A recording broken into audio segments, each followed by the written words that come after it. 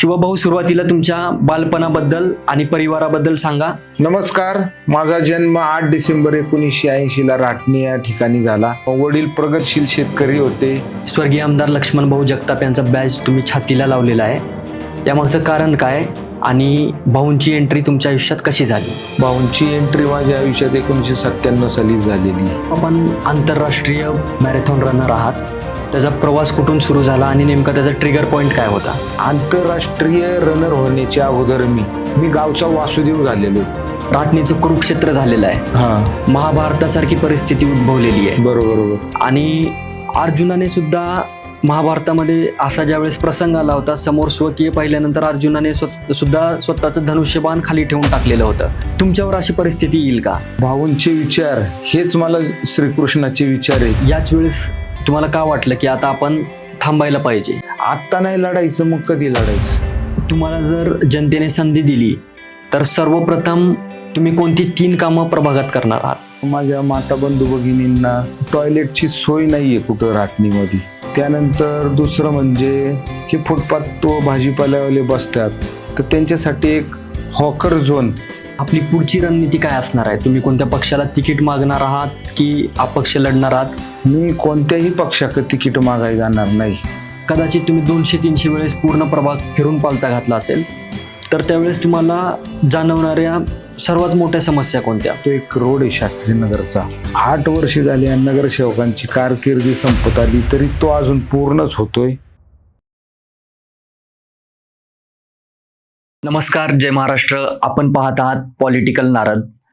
महाराष्ट्राच्या राजकारणाला एक नवी दिशा, नवा आकार आणि नवीन ओळख देण्याचा एक प्रामाणिक प्रयत्न. पॉलिटिकल नारदचं उद्दिष्ट हे साधं आणि सरळ आहे: तरुणांना पुढे आणणं, खऱ्या लोकप्रतिनिधींना व्यासपीठ मिळवून देणं, मतदारांना योग्य निर्णय घेण्यासाठी योग्य माहिती उपलब्ध करून देणं. आम्ही प्रत्येक उमेदवाराला इथं बोलवतो त्यांचे काम, त्यांचं विजन, त्यांचे मूल्य समजून घेण्यासाठी, जेणेकरून मतदारांपर्यंत मतदार त्यांचा चेहरा पाहून नाही तर त्यांचे विचार पाहून त्यांना मतदान करतील. आजचा एपिसोड माझ्यासाठी खूप खास आहे, कारण आज आपल्यासोबत आहेत तरुण, ऊर्जावान, निष्ठावंत आणि स्वच्छ प्रतिमा असलेले श्री शिवाजी खुळे आणि राहटणीत शिवाभाऊ म्हणून सर्वांना परिचित असणारे एक मनमिळावू असे व्यक्तिमत्व. आज शिवाभाऊ आपल्यासोबत आहेत. शिवाभाऊ, नमस्कार. नमस्कार. पॉलिटिकल नारदच्या पॉडकास्टमध्ये आपलं मनपूर्वक स्वागत आहे. शिवाभाऊ, प्रथमतः तुमच्या बालपणाबद्दल आणि घराबद्दल सांगा आणि त्यावेळची राहटणी कशी होती? नमस्कार. माझा जन्म 8 डिसेंबर 1980 ला राटणी या ठिकाणी झाला. आमच्या घरी आम्ही एकूण 6 भावंडे, 3 बहिणी आणि 3 भाऊ. त्यातला मी एकदम छोट्या क्रमांकाचा. वडील प्रगतशील शेतकरी होते, कामगार होते आणि वारकरी होते.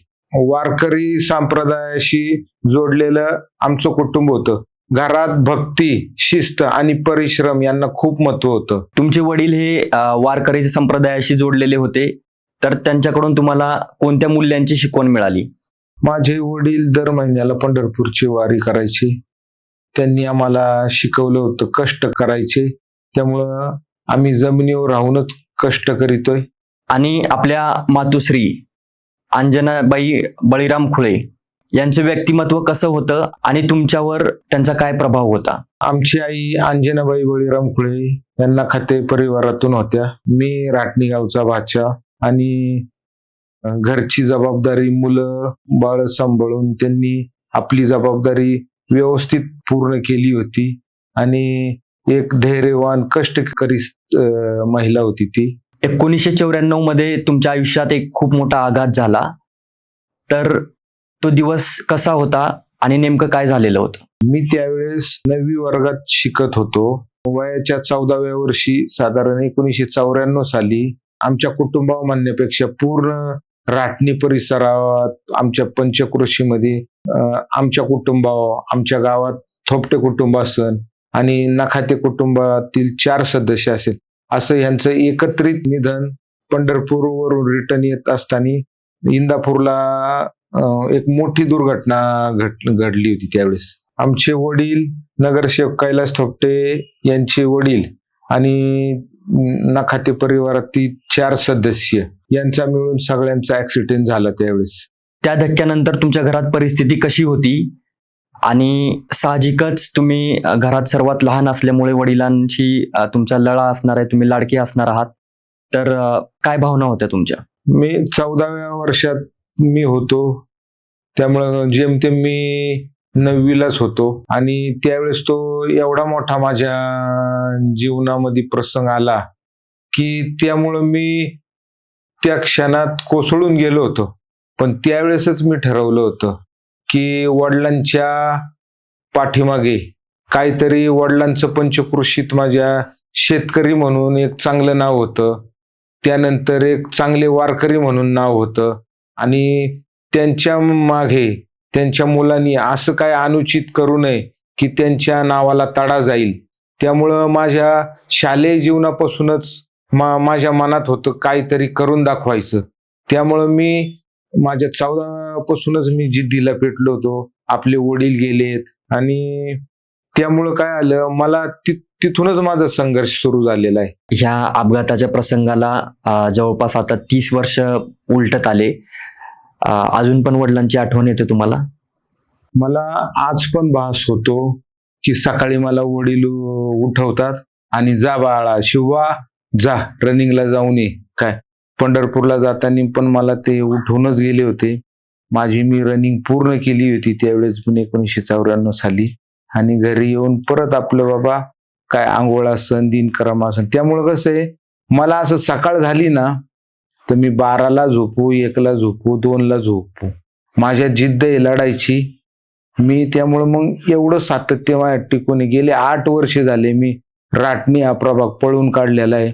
राटणी हा प्रभाग तर पळून काढलेला आहे, पण शहरामधले बरेचसे रोड मी असे ना माझ्या पायाखालून काढलेले आहेत. त्यामुळं कसं आहे, सातत्य नाव पुढं काढायचं म्हणल्यावर सातत्य आलंच पाहिजे तुमच्यात. आपल्या शिक्षणाचा प्रवास कसा झाला? माझं 1ली ते 7वी शिक्षण आहे शाळा क्रमांक 55 पिंपरी चिंचवड महानगरपालिकेची शाळा राटणी येथे झालं.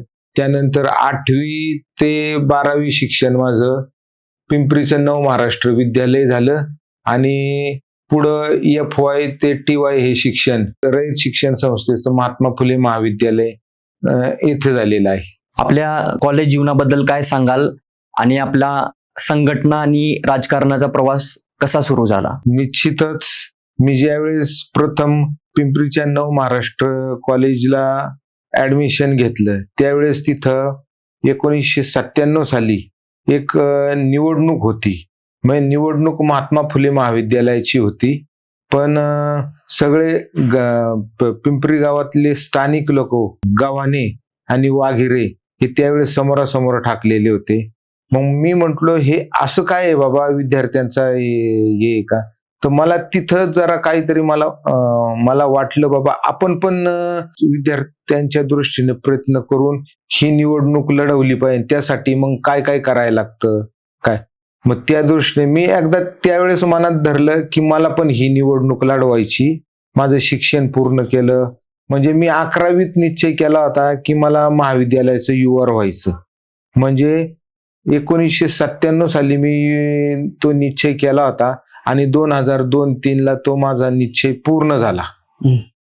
म्हणजे मी 2002-03 मी लास्ट इयरला महात्मा फुले महाविद्यालयाचा युआर झालो होतो. मला वाटतं तुमची आयुष्यातली पहिली निवडणूक ही तुम्ही कॉलेजमध्ये असताना युआरची निवडणूक लढवलेली होती. तर त्यावेळेसचा अनुभव कसा होता? आणि सर्वांना माहिती आहे की तुम्ही बिनविरोध निवडून आला होता, तर तो अनुभव कसा होता आणि विद्यार्थ्यांनी तुमच्यावर एवढा विश्वास कसा ठेवला?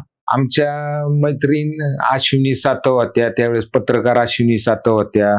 म्हणजे त्यांचं आता पिंपरी चिंचवड शहरात मोठं नाव लौकिक आहे. त्यानंतर आमचे मित्र महेश नागर गोजे, म्हणजे वकिली क्षेत्रात त्यांचं चांगलं नाव आहे. म्हणजे त्यांना मला अश्विनीताई त्यावेळेस म्हणल्या होत्या, शिवाजी मी माघार घेते पण तू मला काहीतरी करून दाखवलं पाहिजे. त्यावेळेस माझ्या मनात होतं की ठीक आहे, मला वन वे दिलेला आहे तर आपण काहीतरी करून दाखवायचंय काय. मग तिथून मी जिद्दीला पेटलो होतो. म्हणजे 11वीलाच पेटलो होतो म्हणायला.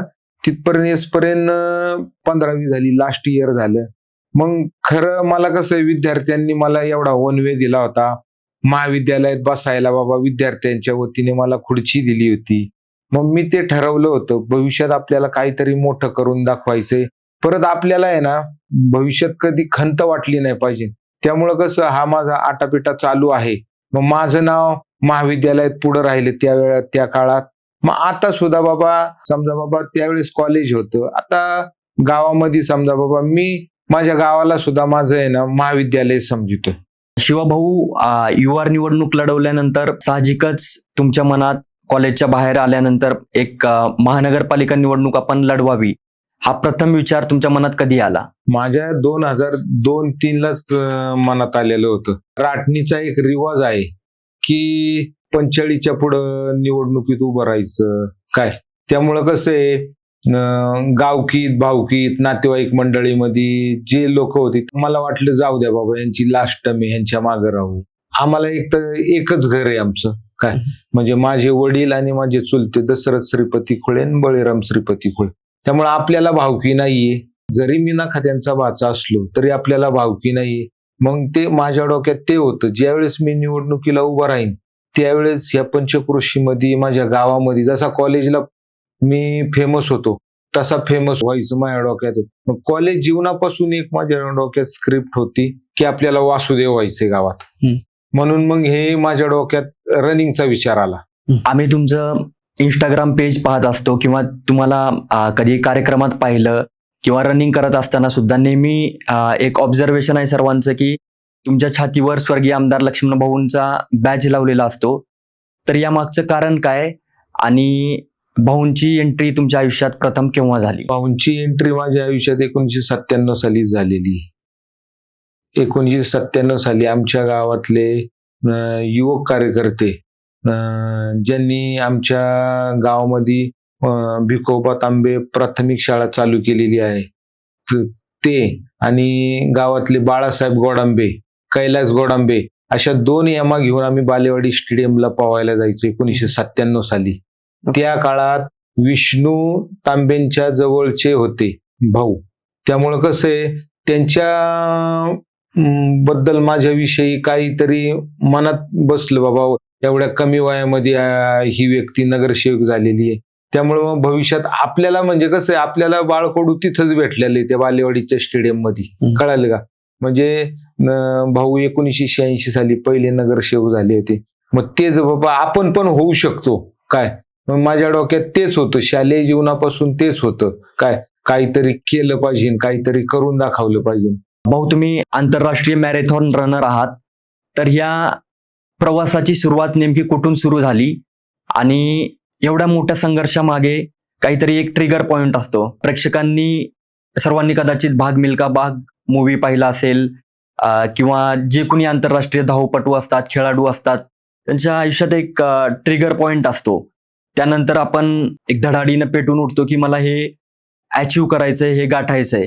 तर असा ट्रिगर पॉइंट काय होता तुमच्या आयुष्यात ज्यामुळे तुम्ही रनिंग सुरू केलं?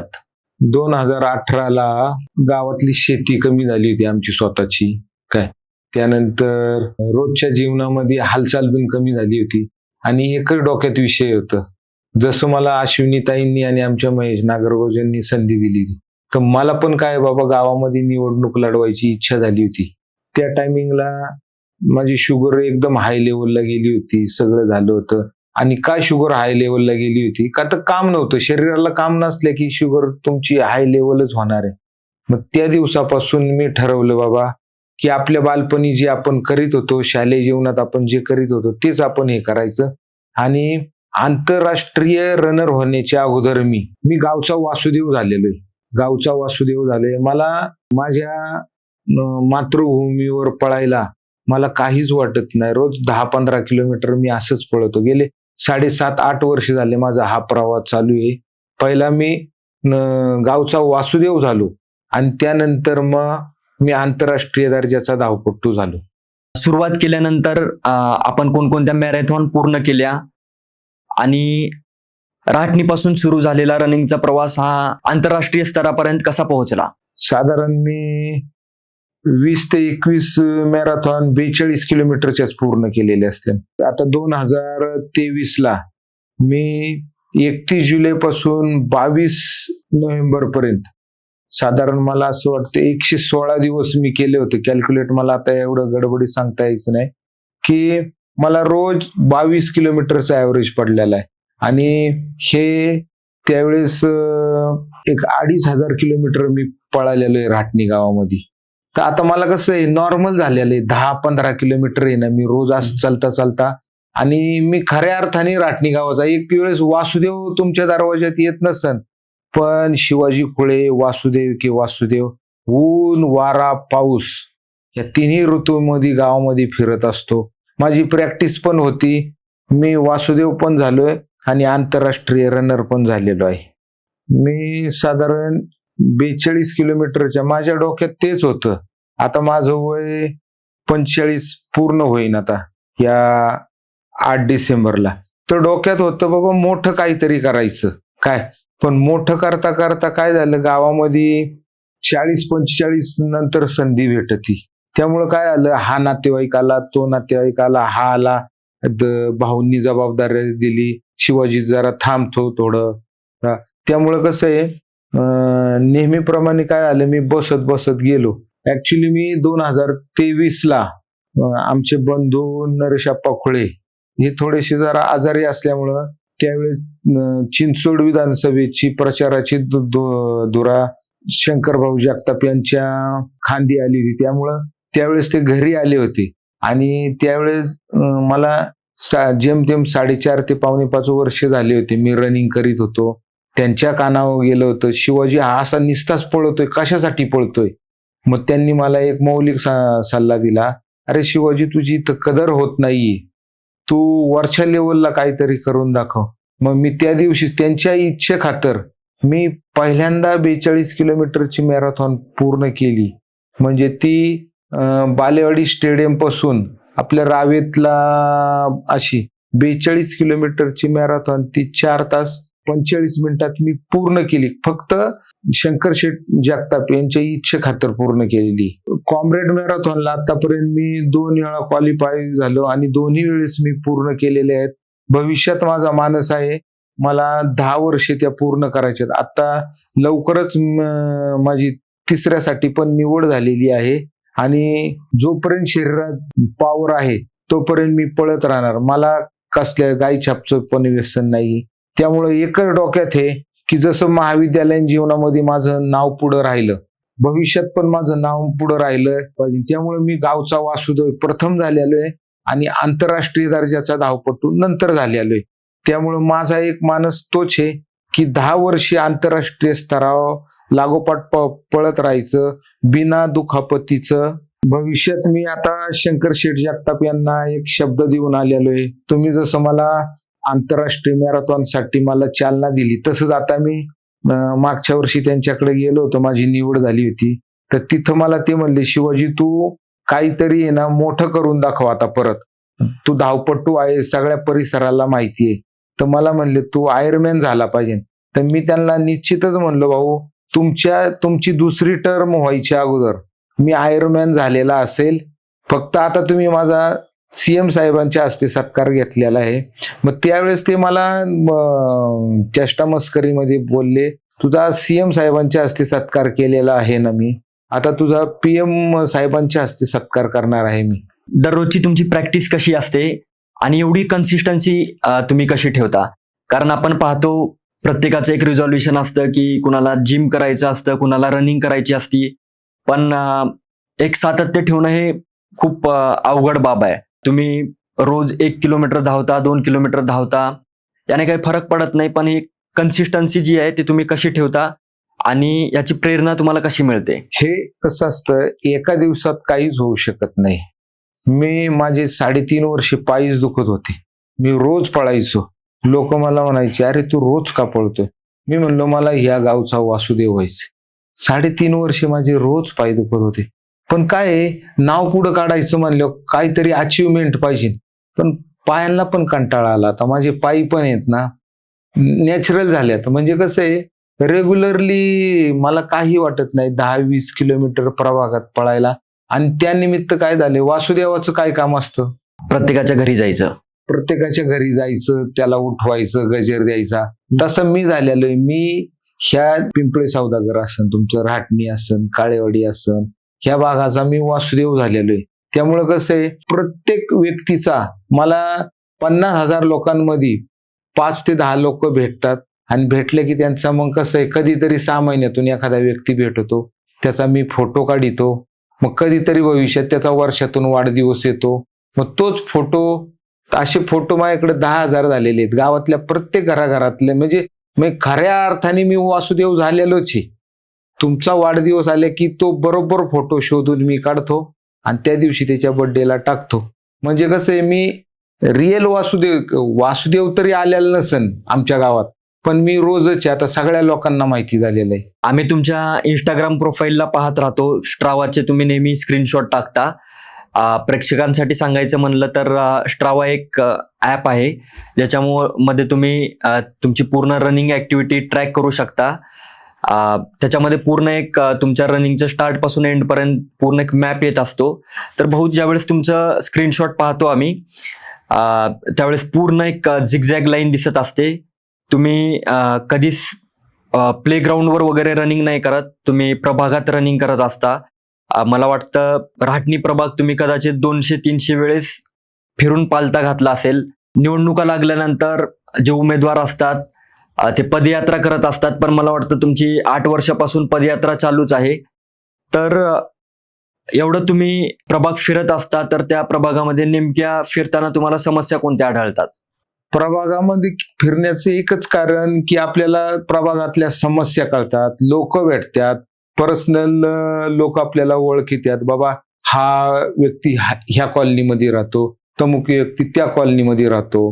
म्हणजे ते पहिल्यापासून बाबा, जसं मला महाविद्यालय जीवनामध्ये बाबा आमच्या अश्विनीताई असत्या, महेश नागरगोजे असन, ह्यांनी मला वन वे दिला.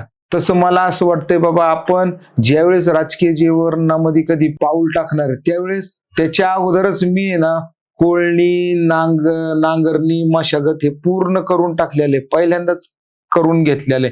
म्हणजे भविष्यात आमच्या गावामध्ये आमचं एकच घर आहे. काय म्हणजे माझे वडील आणि माझे चुलते, मग कैलासवासी दशरथ खोळे आणि बळीराम खोळे हे दोघच भाऊ आहे. म्हणजे आम्हाला जास्त भावकी बी नाहीये. फक्त माझं एकच आहे की माझी आई नखात्यांची आहे, त्यामुळे मी अख्ख्या गावाचा वाचा आहे. आणि दुसरी गोष्ट म्हणजे मी गावचा वासुदेव झालेलो आहे. आणि तिसरी गोष्ट म्हणजे मी आता आंतरराष्ट्रीय दर्जाचा धावपटू. मग भविष्यात आपल्याला उद्या खंत नको व्हायला असं की बाबा मला राटणीच्या स्मशानभूमीला निरोप देताना माझा आत्मा असा फिरला नाही पाहिजे. म्हणजे कसं आहे, आपल्या ज्या काही इच्छा आहे त्या ह्या जन्मातच पूर्ण करायच्यात. आणि आता कसं आहे, माझं एज पण 45 झालेलं आहे. काय म्हणजे उद्याच्या 8 डिसेंबरला माझं एज 45 होईल. मग 45ला लढायचं नाही, मग काही 60ला लढायचं का? आता सुद्धा मला इकडून दबाव येईन, तुम्ही लढा, हे करा, ते लढा. मी आता कुणाचं ऐकू शकत नाही. हा, माझ्या नेत्यांचं मी ऐकलं, नातेवाईकांचं ऐकलं. ह्या पुढे भविष्यात मी कुणासाठी थांबू शकत नाही. भले मी एकटा लढलो, मला कोण नाही भेटलं तर माझ्या पत्नीला आणि मी स्वतः लढन. खऱ्या अर्थाने आता राहटणीचं कुरुक्षेत्र झालेलं आहे. एक महाभारतासारखी परिस्थिती उद्भवलेली आहे. आणि पाहायला गेलं तर समोर पण आणि सोबत पण स्वकीयच आहेत. महाभारतामध्ये ज्यावेळेस असा प्रसंग झाला होता, अर्जुनाने सुद्धा आपलं धनुष्यबाण खाली ठेवलं होतं. समोर स्वकीय पाहून अर्जुनाची लढण्याची हिंमत झाली नाही. त्यावेळेस श्रीकृष्णाने अर्जुनाला धीर दिलेला होता आणि सांगितलेलं होतं की ही लढाई रक्ताच्या नात्याची नाही, ही धर्माची आणि सत्याची लढाई आहे. तर समोर स्वकीय पाहिल्यानंतर तुमची अशी मनस्थिती होणार आहे का? समोर स्वकीय पाहिल्यानंतर तुम्ही पण धनुष्यबाण खाली ठेवणार का? आणि जर असा प्रसंग उद्भवला तर त्यावेळेस तुम्हाला वाटतं का श्रीकृष्णाची एंट्री अजून पण राहटणीच्या राजकारणात बाकी आहे? भाऊंचे विचार हेच मला श्रीकृष्णाचे विचार आहे. त्यामुळे मी त्या विचारावर चाललेलो आहे, एकटा चाललेलो आहे. माझा गावात कुणाला त्रास नाही. मी सकाळी 10-15 किलोमीटर पळतो आणि माझा प्रचार ऍक्च्युली होऊन गेलेला आहे. फक्त आता कसं आहे, लास्टचे 45-50 दिवस थांबतात, लोक ठरवितात कुणाला मतदान द्यायचे. मी धावपटतोय साहेब, आणि माझ्याबरोबर कोण धावतंय हे मला माहिती नाही. काय मला जिंकायचंय एवढंच मला माहिती आहे. त्यामुळं कसं आहे, ते जरी माझे स्वकीय असले तरी मला एवढंच माहिती आहे की मला जिंकायचंय. इतकी वर्ष तुम्ही पडद्यामागं काम केलं. प्रत्येक वेळेस निवडणुकीचं मॅनेजमेंट असेल, रणनीती ठरवणं असेल, हे तुम्ही करत गेलात, पण यावेळेस तुम्हाला का वाटलं की आपण यावेळेस थांबलं पाहिजे? ह्या वेळेस आता काय झालंय, तर आता बरोबर. ज्यांना निवडून आणलेलं आहे, काय समजा आता गावात बरेचसे कुटुंबे असतील, गावामध्ये 40-45च्या दरम्यान बाबा एक मॅच्युरेट माणूस झाले की त्याला बाबा लोक त्याच्या मागे राहतात. आता माझं वय पण 45 झाले, 5 वर्षांनी माझ्या मुलीचं लग्न होईल, मग आपण कधी उभं राहायचं काय?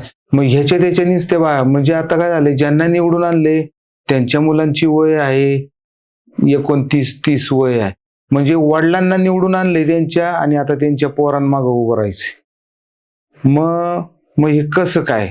तर मला आता असं वाटतं हाच योग्य टाइम आहे साहेब, योग्य टाइम आहे. त्यामुळं कसं आहे, आपण लढणार, आपल्याला कुणाचं घेणं देणं नाही, काय नाही. आमचं कुटुंब मर्यादित कुटुंब आहे, माझे वडील आणि माझे चुलते काय, आणि मी नाखाते कुटुंबाचा भाचा आहे. गावामध्ये बाबा बरेचसे नगरसेवक एवढ्या 20 वर्षात होऊन गेले, सगळ्यांच्या मागे राहिले मी. पिंपळे सौदागरामध्ये जे निवडून आले टॉपची जी लोक असतात त्यांच्या मागे राहिले, राटणी गावातली जेवढे नगरसेवक झाले त्यांच्या मागे राहिले, आणि आता त्यांच्या मुलांची वय बाबा 29-30 आहे, त्यांची पण इच्छा झाली. मग आम्हाला उद्या असं वाटलं नाही पाहिजे की बाबा आत्ता नाही लढायचं, मग कधी लढायचं? तसं पाहायला गेलं तर राहटणी हा एक सुशिक्षित भाग आहे. इथं सोसायटीमध्ये IT क्राऊड बऱ्या प्रमाणात आहे, आणि मला वाटतं स्मार्ट सिटीमध्ये पण स्मार्ट सिटीच्या अंडर अर्बन स्ट्रीट सारखे खूप मोठे प्रोजेक्ट आपल्या राहटणीत झालेले आहेत. तर ह्या अशा सुशिक्षित प्रभागासाठी आपल्या बाजूला पिंपळे सौदागर प्रभाग आहे. तर तुमचं ह्या सर्वांसाठी तुमचं विजन काय, राहटणीकरांसाठी तुम्ही काय विजन घेऊन निवडणुकीत सामोरं जात आहात? महिला सुरक्षेच्या दृष्टीने मला कॉलनीमध्ये CCTV बसवायच्यात. त्यानंतर जे फुटपाथ, मलाच सकाळी पळत असताना मी बऱ्याच ठिकाणी असं मला निदर्शनास आले, मलाच पळता पळता त्रास होतो काय. मग फुटपाथ जे आहेत ते महानगरपालिकेत, तिथं बऱ्याचशा लोकांनी अतिक्रमण केलेले, ते फुटपाथ मला पूर्णपणे क्लीन पाहिजे.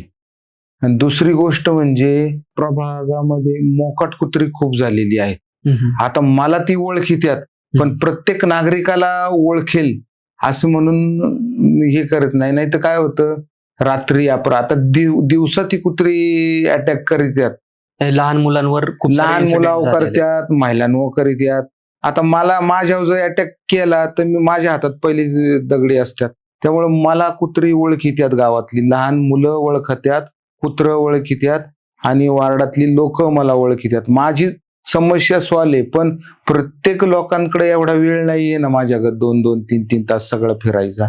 त्यामुळं कसं आहे, तो कुत्र्यांचा एक प्रश्न महत्वाचा आहे, फुटपाथचा एक प्रश्न महत्वाचा आहे, आणि खेळासाठी अजून एक गार्डन जे आहे ते माझ्या डोक्यात ते आहे बाबा. मला सुद्धा खूप प्रॉब्लेम होतो, असं मातीचं ग्राउंड पाहिजे प्रभागामध्ये, जेणेकरून आपला टाइमपास बी झालं पाहिजे, शारीरिक कसरत बी झाली पाहिजे.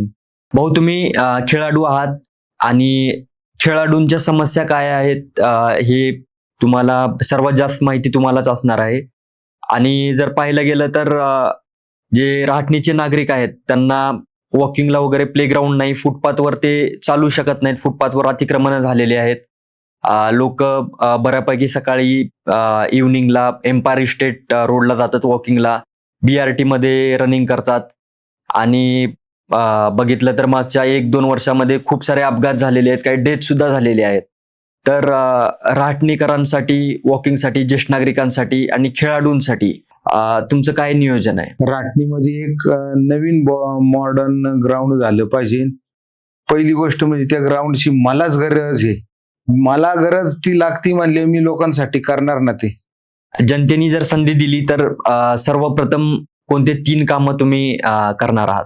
प्रभागात सर्वप्रथम मी महिलांसाठी ना, जेंट्स लोकांना कुठं ना कुठं टॉयलेट भेटतं, पण माझ्या माता बंधू भगिनींना टॉयलेटची सोय नाहीये कुठं राटणीमध्ये. त्यामुळे सर्वात प्रथम एक सुसज्ज असं टॉयलेट माझ्या प्रभागात व्हावं, असं माझं तरी म्हणून प्रयत्न राहील. त्यानंतर दुसरं म्हणजे की फुटपाथ तो भाजीपाल्यावाले बसतात, तर त्यांच्यासाठी एक हॉकर झोन त्याची निर्मिती करण्याचा माझा प्रयत्न राहील, जेणेकरून त्यांच्या पोटावर पाय नको. कसं आहे, मी सर्वसामान्य कुटुंबातून आलेलो आहे, त्यामुळं मला सर्वसामान्य कुटुंबातील व्यक्तींचं प्रपंचासाठी काय काय लागतं, सकाळी कधी उठायचं, मंडईला जायचं, माल आणायचा, परत इथं महागाचे गाळे आहेत, त्यामुळं कसं सगळ्यांना गाळे घेणं शक्य नाही. पण त्या लोकांना एक असं कुठंतरी हॉकर झोन म्हणून कुठंतरी एक अशी जागा देण्याचा माझा मानस राहील, म्हणजे मला अतिक्रमणाचा त्रास होणार नाही आणि लोकांना अतिक्रमणाचा त्रास होणार नाही. शिवाभाऊ, आपली पुढली रणनीती काय आहे आणि तुम्ही कोणत्या पक्षाकडे तिकीट मागणार आहात की अपक्ष लढवणार आहात? मला भाऊंनी एकच सांगितलेलं आहे, शिवाजी तुला 2 नाही 4 तिकीटं देईन, पण तुमची निवडून येण्याची क्षमता पाहिजे. मग आता निवडून येण्याची क्षमता म्हणल्यावर घरात बसून उपयोग नाही, तुम्ही लोकांमध्ये गेलं पाहिजे. मग लोकांमध्ये जायचं तर मग ही वासुदेवची संकल्पना माझ्यात आली. मग वासुदेव लोकांना उठवाय जातोय ना. मग कसं आहे, माझं ठरलेलं आहे, आज ह्या एरियामध्ये 10 किलोमीटर पळायचं, उद्या ह्या एरियामध्ये 10 किलोमीटर पळायचं. 10 माझं बेसिक आहे, मी 10 किलोमीटर पळतोय म्हणजे पळतोय. आणि आता कसं आहे, निवडणूक आलेली आहे तोंडावर, त्यामुळं कसं आहे, मी डीमार्टच्या तिकडं काळेवाडीपर्यंत 21-22 किलोमीटर माझं रविवारचं होतं. मी कोणत्याही पक्षाकडे तिकीट मागायला जाणार नाही. माझे गुरु ह्यात नाहीये काय, स्वर्गीय आमदार लक्ष्मणराव जगताप यांनी मला लढायला शिकवलेलं आहे, माझ्या वडिलांनी मला लढायला शिकवलेलं आहे. त्यामुळं कसं आहे, मी कुठं कुणाकडं मागायला जाणार नाही. आणि ज्यांना तिकीट घ्यायचे त्यांनी बिनधास्त घ्यावं, निवडणूक लढाव. शेवटी तुम्ही जनतेच्या पदराशीच येणार आहे. मग माझं रोजच काम आहे ते तिकीट आणते. आणि मी काय, मी वासुदेवी, मी रोज लोकांना उठवाय जातोय. आणि निश्चितच मी आहे ना, भाऊंच्या समाधीवर भाऊंचं दर्शन घेईन. मला तिकीट नाही दिलं तरी चालेल, मी कुणाकडे तिकीट मागायला जाणार नाही. भाऊंच्या समाधीवर दर्शन घेऊन मी माझी सुरुवात करणार आहे. आता किती दिवस थांबायचं, माझं वय 45 झालेलं आहे. 2004ला आपलं बीकॉम कंप्लीट झालं आणि मला वाटतं 2004 नंतर पहिली महानगरपालिका निवडणूक ही 2007ची होती. तर भाऊ, 2007च्या निवडणुकीमध्ये आपला स्टँड काय होता? 2007चं म्हणजे कसं, नातेवाईक मंडळी होती, त्यामुळं कसं आहे, बाबा तुझं वय नाहीये, तू जरा शांत राहा, भविष्यात तुला संधी देतो. त्यामुळे नातेवाईकांच्या पुढे जाता येत नाही, आमचं एकच घर आहे गावात. त्यामुळे मी 2007ला बाबा मनाला मुरड घातली आणि शांत राहिलो 2007ला.